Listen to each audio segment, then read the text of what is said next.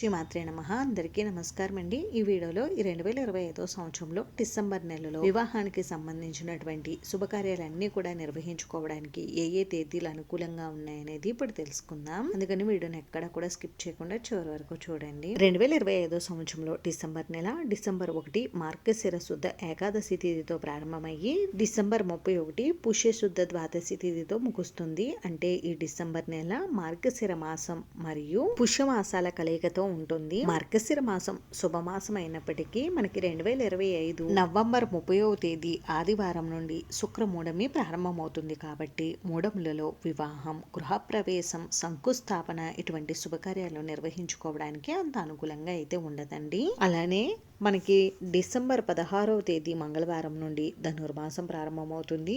ఇంకా డిసెంబర్ 20వ తేదీ నుండి పుష్యమాసం కూడా ప్రారంభమవుతుంది.